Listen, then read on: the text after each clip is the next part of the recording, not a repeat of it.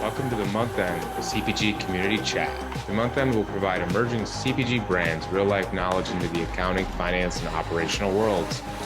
Our guests will be key stakeholders from those same brands as well as other key contributors to the industry. Welcome. It's episode 31 of the Month End podcast. Today I have CEO and co-founder of Hemper, Bryan Gerber, on the chat. How are you doing today, Bryan? Good, Brad. Thank you so much for having me today. Super excited to chat. Yeah, me too. Really excited to chat about Hemper and Hara Supply, a couple of the businesses that you founded and grown over the last several years, specific to kind of accounting, finance, operational questions and comments, but also the specific kind of niche you're in terms of some of the issues that could have come up from a regulatory standpoint. So before we get started in details, let's kind of step back, give us a background of who you are, where you come from, and then let's talk about what your businesses do, who you sell to, and kind of the phase you're at today. And then we'll get into some of the detailed questions. Cool. Yeah. So I started Hemper 2015, like a week after I graduated from university. I studied accounting and information systems at GW. The original concept for Hemper was a direct-to-consumer subscription box for basically stoner paraphernalia products. And it was a discovery outlet. As most people know, this is a very discreet industry. Nobody's really raising their hand saying, hi, I'm a consumption, person.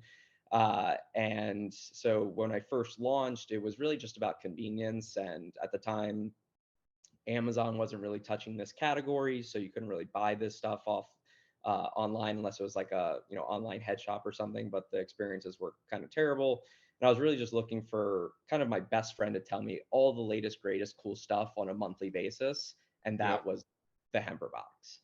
And so it became kind of took the industry by storm. Obviously, 2015 was a huge subscription economy year with Birchbox and FabFitFun and everyone raising hundreds of millions of dollars. And we really got into this niche pretty early on the subscription side. And really what catapulted the business originally was actually like celebrity curated boxes. So smoke like Snoop Dogg for a month was the concept originally, which we came up with 6 months into the business. And that went from like 300 subscribers in the fourth month to 2,000 subscribers in the sixth month. And then we started just working with larger influencers and celebrities. And so we worked with like Foster Damas, Rico Nasty, Cypress Hill, Ty Dolla Sign, so on and so forth. And we really drove home connecting with your favorite artist or your favorite professional skater or whoever it might be in a totally different way. And that's how we kind of got to this point today. And then we sort of transitioned into more of theme-based boxes, UFO theme, rubber ducky theme, Chinese takeout theme. And actually people started taking to the themes more than the celebrities, because if you don't like Snoop Dogg, you're not buying his box, right? But everyone loves UFO conspiracies. So it was a quick transition for us. And then I really focused early on, how are we going to keep this fresh? How are we going to keep the subscribers coming back? And what I really identified was product development. And I think that's really where like FabFitFun destroyed the other beauty boxes, where they came out with their own products and brands and then released that through the subscription box. And then they took those products and brands that were really popular, went to Nordstrom's, Bloomingdale's, started selling them mass market distro and retail. And that's exactly the model that we emulated. And so what we do today is we develop gadgets, we release them through our Trojan horse marketing outlet, which is the subscription box. We get feedback from thousands of customers overnight. We take that data and we go to our distribution and retail partners and say, hey, look, we just launched this. We sold 30,000 in a month. The reviews are raving. Push this into your distribution network. So it was one of the first data-driven approaches to this industry, the ancillary part, where really before it was like, hi, I had a idea one day, please sell my product, right? I think it's cool, and I knew that wasn't going to get this market to kind of move forward with us. It was really like all of the data we were able to collect, all the customer, the social proof. We've got over 800,000 followers on social media today. And so that was really the driving force behind Hemper, which was just developing really cool products, driving real value, and giving customers exactly what they're looking for before they even know they need it. That's awesome. Super cool. Built a huge community, use them as your test market, and then Yep. actually launch your own products into there and scale and grow from there. That's awesome. Yep. And that's been around since 2015. Yeah. So Very that was cool. first 3 years of the company. And then we started actually getting this kind of reputation for being like really scrappy at manufacturing stuff. And a lot of the other packaging companies and a lot of our customers' business models have changed over the years as the industry has kind of matured. So a lot of the packaging companies were selling paraphernalia products to dispensaries uh, when it was direct to dispensary model, right? Where they were filling pre-rolls at the dispensary counter in California, and it really wasn't really regulated in that sense. And so we started manufacturing products for a lot of these packaging companies, and so we got this really good reputation of just being able to deliver on everything they needed. And then we got this interesting opportunity in this pre-roll cone segment where there's always been this massive shortage because every pre-roll cone in the industry, which I can show you right here, looks very similar to like something like this. Yep. And basically they're all handmade. So that is the bottleneck, right? Yep. And there's a labor arbitrage where there's really only two countries you can do this in, which is Indonesia and India at this point. There's some in Dominican Republic, but uh, that's going to go away soon. So we basically said, okay, for however many dollars of outstanding inventory that you need us to make up in terms of that gap, we'll go out and figure it out. So it took us about 6 months to figure out the lay of the land. And really what you had in the market already was really just like sweatshop models, to be honest, right? And not only did we want to solve the supply shortage, but we wanted to really do it on a social conscious basis where we were setting up proper facilities with good manufacturing practices, real certifications, clean rooms. I mentioned this the other day on another interview. We get doctors visits, appointments twice a year for all of our employees, things like that, right? And so it took us about 6 months. We went back to our customers and said, hey, here's our cones. What do you guys think? They said, this is awesome. How many can you make? We said, as many as you need. Walked out of that meeting with a $500,000 purchase order, and kind of the rest is history. We, in the last 4 to 5 years, we've now become the largest manufacturer in the world for cones and other combustible products. We produce about 100 million a month for the market's largest entities, your MSOs, your Jeters, your Stizzies of the world. And we went in more of a solutions partner approach, not a one size fits all, which is what was already there. And really, tell me the dream, we'll go figure it out for you, as opposed to a one size fits all model. And we've been able to garner over 30% of the market in a short amount of years. And our scale is insane compared to our competitors. Our quality and our lead times are unmatched. And so that's the other part of the business that's kind of complementary just on the B2B side. So we have this very interesting scope, this big CPG brand on this direct to consumer side of the company. And then we have this really big B2B manufacturing arm. And so to give you kind of a scale, we're at now 14 manufacturing sites in New Delhi, India, with about 4,000 employees. Wow. Congrats. That is quite the enterprise that you're building here. And very interesting model of, again, building a community, getting customers, getting feedback, and then providing them products, but then also, what is your problem? Let's try to fix it, versus this is what we're selling, take it or leave it. I think that whole solutions kind of mindset of hey, you're looking for this, let's see if we can figure that out. So several kind of questions that come into brain from kind of this whole kind of operational standpoint. Number one is, what I guess, what were some mistakes you made operationally in relation to scaling too quick or not? What were some issues you came in like specifically with dealing with overseas? Because I mean, there's a whole bunch of issues here, right? International situations you talk about, and again, we'll get into the whole kind of regulation standpoint around the industry, but kind of operationally, what were a couple of I guess maybe mistakes you made, but then also maybe a couple of good decisions you made, kind of as you scaled your business from 2015 and Hemper to Hara, et cetera? Yeah, totally. So really early on, I had this vision or dream, call it, that we were going to be the only smoking accessory subscription box that was going to make its glass in the United States. And I said, we're going to figure this out.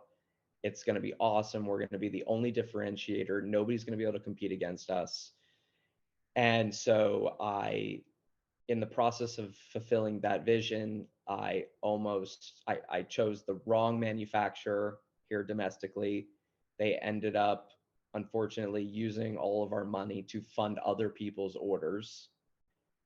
And we had a situation where we almost had to go out of business because all of our cash was tied up with this manufacturer. And on basically day of delivery, it was April, our April box where we were doing collaboration with Flostradamus, and they were actually presenting the box at their concert at Red Rocks in Colorado. And we were supposed to fly there and bring the products and do this whole thing. And I get a call on day of delivery saying 600 pieces out of 6,000 show up. And obviously we had a heart attack, but more or less, we figured it out, pivoted. I was able to get a Amex credit card somehow very easily and throw another 40 grand on it in a day. We were able to buy glass from another supplier, and we actually 8 weeks later ended up getting that money reversed from our Chase Bank due to the clauses in a manufacturing arrangement via bank transfer. And so we actually got that money back, and that kind of showed me that you can't make anything in the United States. It's really unfortunate, and you can't scale here. And unfortunately, in my industry, a lot of people overpromise and underdeliver.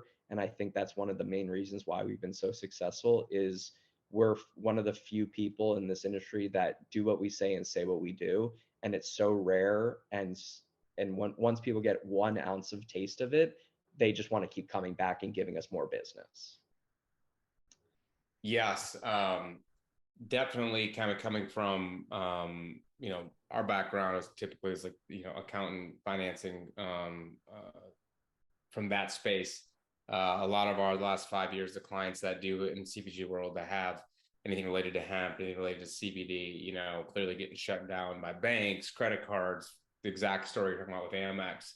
Yep. So it's really hard and chaotic to even run a business in the US because of federal rules and the specific state rules and all this type of stuff. That's just a pain in the butt. So when you kind of went from, domestically to move to internationally, kind of how did that process work in terms of, you saying, hey, like there was two countries that you can really scale and grow in? Like, how did you identify that? And what does that mean? Does it mean like they have unlimited kind of, or unlimited kind of, you have agency to do what you want there, or like, minimal regulations? Kind of give more background on that.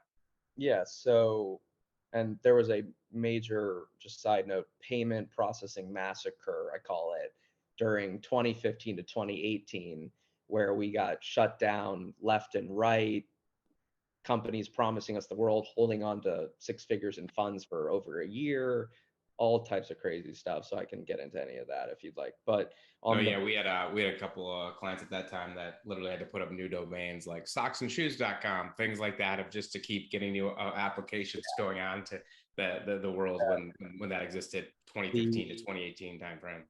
yeah, unfortunately, one of the, I guess, the founders of Ease, the delivery service, ended up, I think, going to jail recently for payment processing fraud, basically Yeah. opening up shell corps and things like that. But Oh man. yeah, so into the manufacturing side. So RJ, one of the partners, is Indian, and he wasn't born in India, but has a lot of ties there. And so we were able to actually kind of go over there, and RJ's got a lot of political connections and a lot of, he had family businesses over there. And so we were able to really navigate it because a lot of his family members have been able to scale manufacturing operations like this prior in more of the textile world. And so in terms of, when we went over there, what happened, basically with the labor prices, being much more advantageous than here in the States, a lot of the products that we make that are labor intensive are handmade, right? So most of the glass is all handmade at this point, right? There's very little molding, there's very little there's more sophistication you'll find in China, Vietnam, Korea, Japan.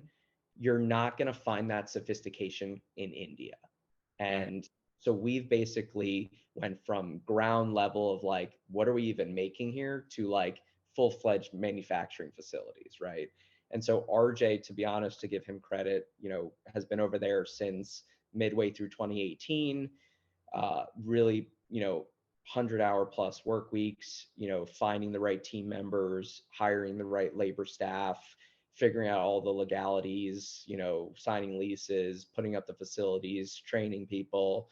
So credit to RJ, who's really sacrificed a lot being over there, putting everything together and making sure that, what I need over here, I can get and I can go sell it. And it's a really great kind of symbiotic relationship, where RJ manages a lot of the production and manufacturing, and I'm out there new biz, sales, all of that.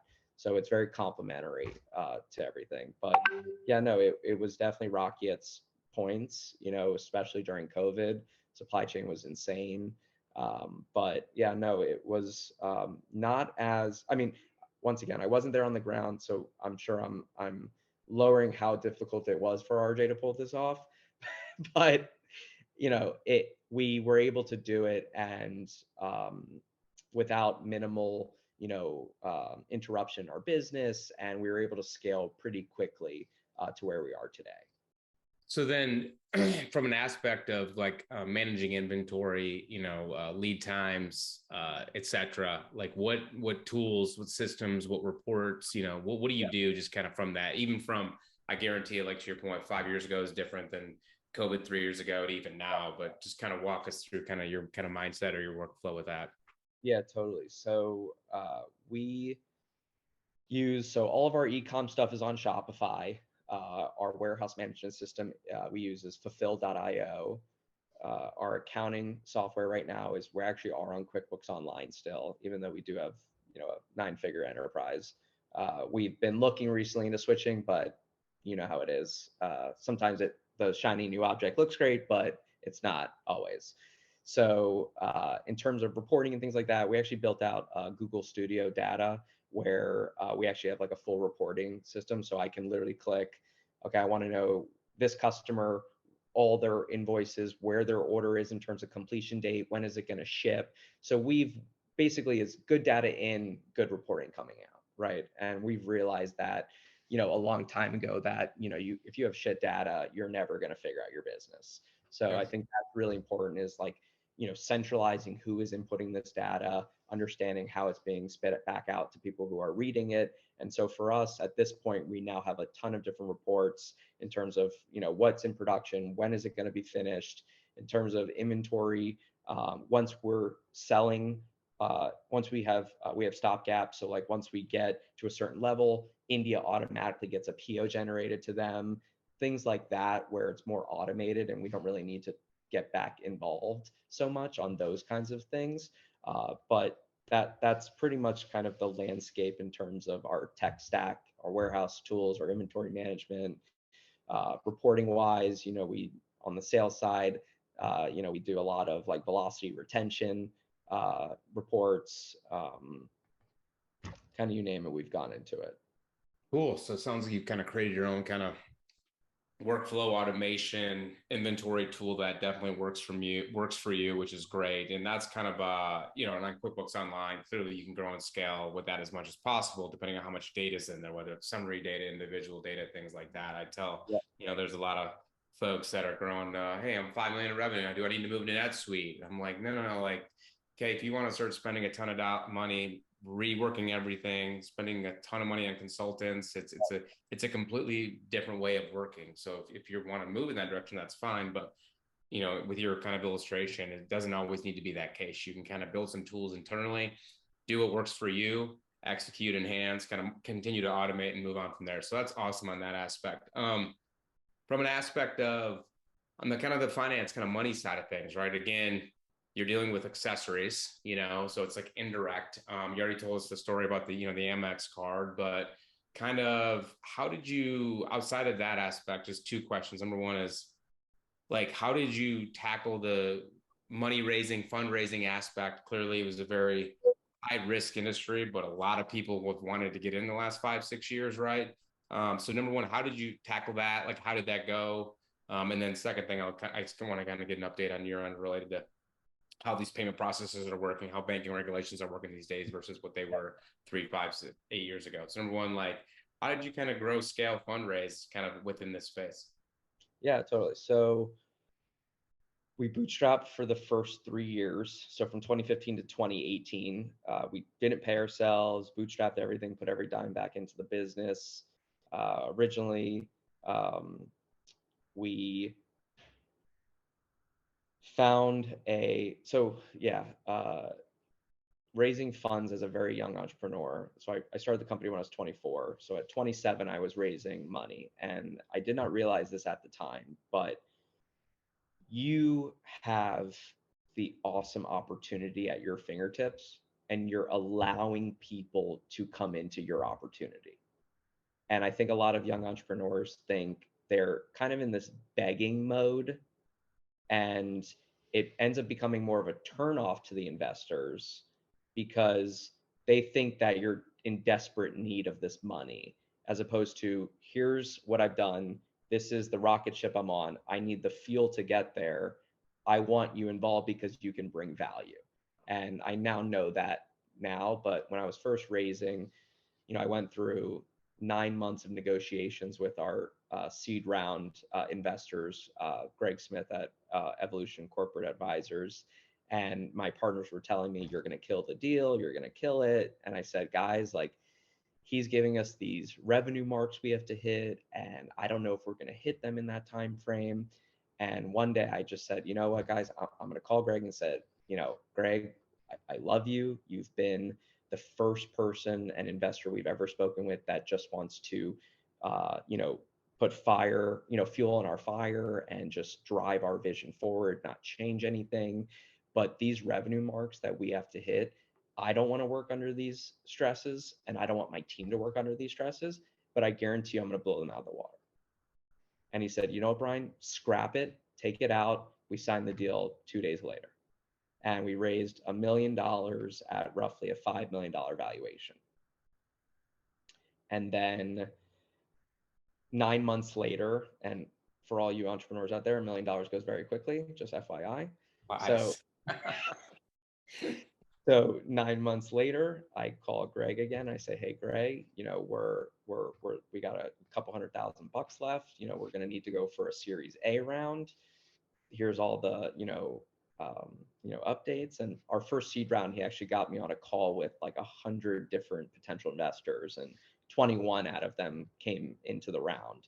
And so on the Series A, he actually brought in another fund called Poseidon, and they're really big into cannabis. And Emily and Morgan are great people there, partners. And so we brought them into our Series A round, which we raised another 1.5 million at a $20 million valuation. And then we thought we were going to go for a Series B, but instead I called Greg and said, hey, I need $850,000 as a Series B bridge convertible note. And I guarantee you we're going cash flow positive after this point. So this all happened within basically a year's time. We raised all this money. And so once we raised that 800 grand, the company went on a rocket ship after that. And so that we've raised to date 3.25 million. We've done over 200 million in sales in 8 years. And our investors are very happy with the possible returns that they are going to be receiving. Love it, man. Congrats on all that. Definitely, it's in any negotiation, right? It's leverage, it's power. It's like you gotta sell yourself, and it is. I mean, as a entrepreneur myself, and doing this, and even selling to customers or different thing. You like if you're don't show that confidence, you can tell when you're talking to someone. So I think it's like framing your mindset to that aspect. And the convertible note was at 75 million valuation. Awesome, dude. Definitely rocket ship. So then last kind of question, then we'll get into our kind of summary questions here. So yeah, so like just the industry, like how is the industry changing just from a, like a regulation, banking finance standpoint, in 2023 versus 2015 and kind of the issues we were talking about earlier. Yeah, so when we first started, obviously we only had the subscription box and the e-com. So we were working with first, it was kind of funny. So unbeknownst to me, I set up a Shopify website and signed up on Stripe and started processing, money. And I think once we hit, I think it was between 50 and $100,000, I guess something triggered. And, we went to the customer success department and I get an email one day, like 6 months after we launched, and they said, "Hi, who are you guys?" I said, "Hi, we're Hemper. We're doing this." And they said, "Well, you fall under our, tobacco products, and we're not going to be able to process any more payments for you." And I told them, I said, I pleaded with them. I said, "Please give me a 30-day grace period to keep processing, and I will find a new processor." So they actually agreed to the 30-day grace period, which is unheard of. Most people just get shut off without an answer. 100%. And then the money's in the cloud somewhere. So I got the angel that day, right? And so they gave us 30 days, and then we went over to, I think it was a company called EPS. Uh, and then EPS promised us the world. 2 months later, they shut us down and we're holding on to like 80 grand or something like that. Then we moved over to Cardworks, and they promised us the world again, shut us down again. Then finally, through some mutual connections, we signed up on Evo International Payments, and it was kind of like almost like a fear thing every day. It was like, "Hey, you got your chargeback ratio went above 0.25%. We're gonna shut you down." It's like, guys, we can't work like this. Like, out of 20,000 transactions, we had 100 chargebacks. We're good, right? Like, there's no risk here, okay? And obviously, with the reserves, and I think we had a 10% reserve when we first started, and and they would never release the reserve, and it was always fighting with them to release it because as a young business we need that cash back to keep it reinvesting. And so finally, about 2 years ago, we actually ended with Maverick Payments. Maurice over there has been awesome, just guiding us through CBD processing, Delta 8 processing, paraphernalia processing, just everything, and really being kind of the pioneer in terms of building those bank relationships and just allowing, companies like ourselves to just process normal payments. We're not selling anything illegal. It was kind of crazy. So that's why I call it the payment processing bloodbath massacre. For 3 years, it was just wild. But surprisingly, we've been banking with Chase ever since we started. Really? And they've never had an issue with us. And every year when we make the Inc. 500 list, I get a nice gift basket, and so they know what we do, and they have no issues. So it was kind of funny how this whole time it was all the processing companies who are shady anyways, Yeah. and the banks are the ones that actually have something to lose, and they didn't care. So that was kind of the uh whole kind of world of like just being shut off and money being held and thinking we're going out of business and then finding a loophole and just, honestly, I'm like a very like, if there's a roadblock, it's like over, under, side, breakthrough. I don't care. If there's no plan B, we got to figure this out. Yeah. Hey, that's being an entrepreneur right there. Yeah. Love it, man. Yeah, definitely. You can see kind of the regulations loosening up over time, and it'll keep clearly. There's no stopping it as it kind of keeps going forward as we keep progressing in society. It's just the antiquated ways that industries, regulations, banking, finance, credit card processors operate. And it is what it is at this point. But kudos to you and the Hemper team, the Hara team to jump past it, and you guys are killing it. So this has been great. We always end our kind of podcast with kind of two questions. So number one, what is for the listeners out there and the kind of emerging brand CPG business owners, what does one do from your perspective in history? What does one do? on a CPG Yeah, side. one do, and then we'll ask what is one don't.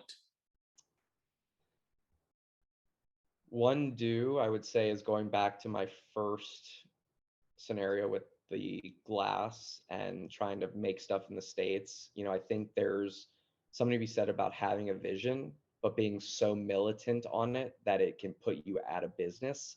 In your early days, you need to remain as flexible as possible. Pivot 5 times. Who cares? Right? You're going to figure it out. But if you stay on this one path and that one vision, and you can't hear other people's opinions or thoughts, it's not going to go well for you. Yeah, and I'm sure you still are able to, or still think that of, iterating when you need to, right? Like especially in 2023, I mean, everything goes so fast. You like literally make a decision 3 months from now it ain't working. Well, like what is the point of doing that aspect? So highly recommend that as well. Yeah. Be like water, right? Go everywhere. Definitely. Try everything. And then what is one don't for the listeners? What is one don't? Don't over purchase products. Don't tie up your cash in inventory.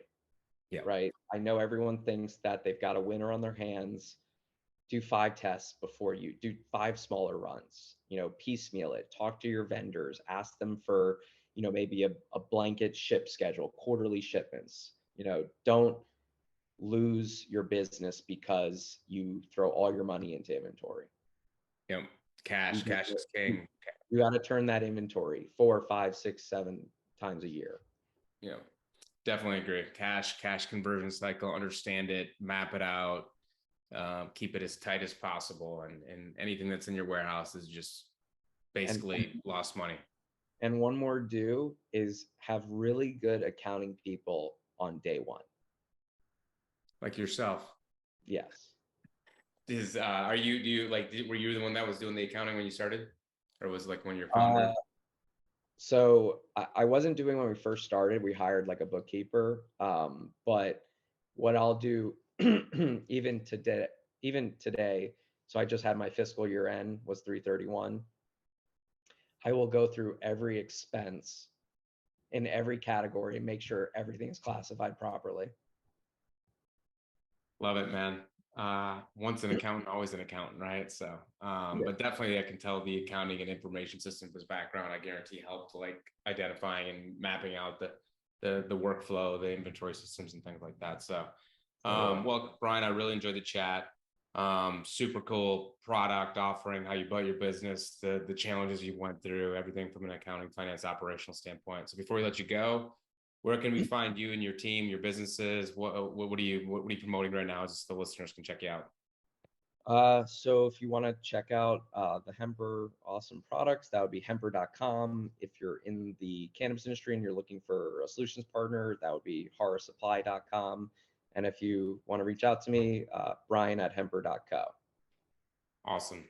Bryan, thanks again for your time. Again, episode 31 of the Month End Podcast. Bryan Gerber from Hemper and Hara. Take care, Bryan. Thanks. Thanks, Brad.